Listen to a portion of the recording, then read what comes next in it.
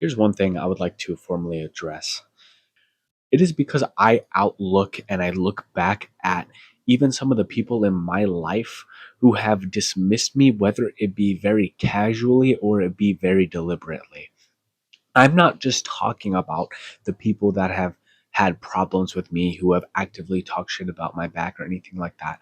I'm talking about the friends that I've had that when it comes to wondering about what it is that I'm up to and they're asking me questions in the background, they're making a little bit of snickers talking about how, oh, you're the smoothie king, huh? Like, oh yeah, always talking about how you're always at that store making smoothies and stuff like that because they're talking about my dad's store because I've used kind of this excuse for a while that while people don't know that I am trying to get into med school, they kind of just think that I'm there kind of helping out my dad with his store, which I don't even know how that in of itself is kind of like a little bit of a tease. And people kind of look at these, kind of comments and maybe they're like, oh, we're not teasing you. We're just, just a playful thing. It doesn't really come across that way, man. If you're going to keep calling me like, oh, they're smoothie king, smoothie guy, you're that guy who makes smoothies. You say it so many times. That's all you say, and you kind of laugh and look at each other when you say it. I mean, like you should at least have some self awareness.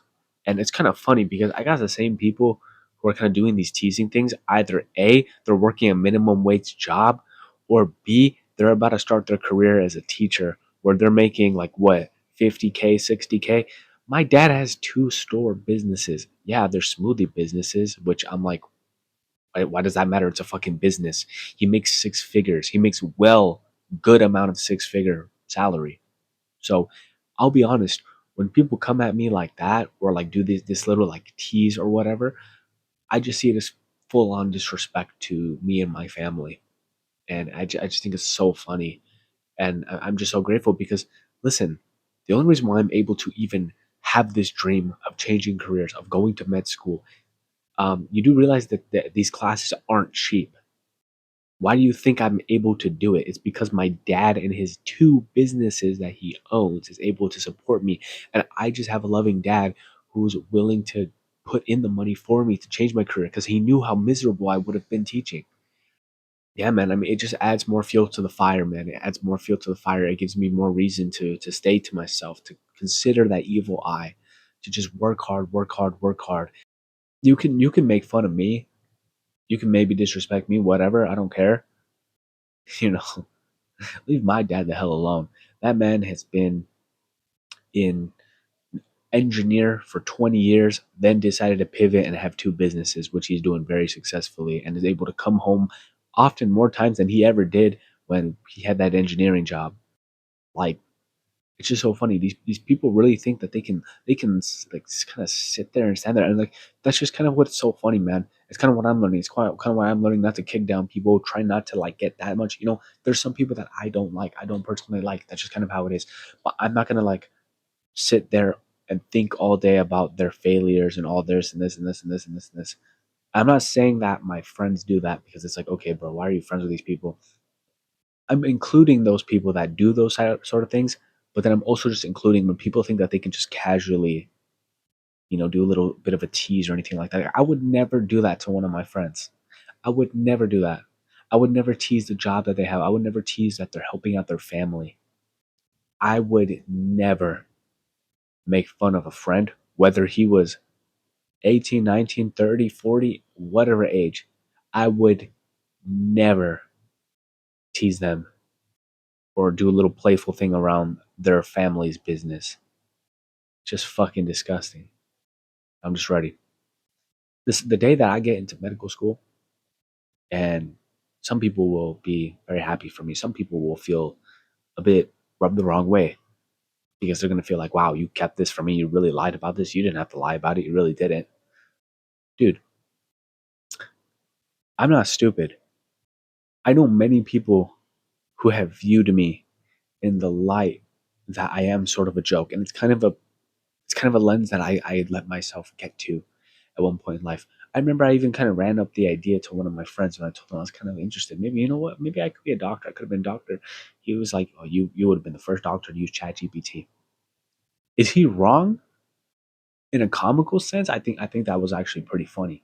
But then you kind of take a step back and you're like, is this the narrative I want?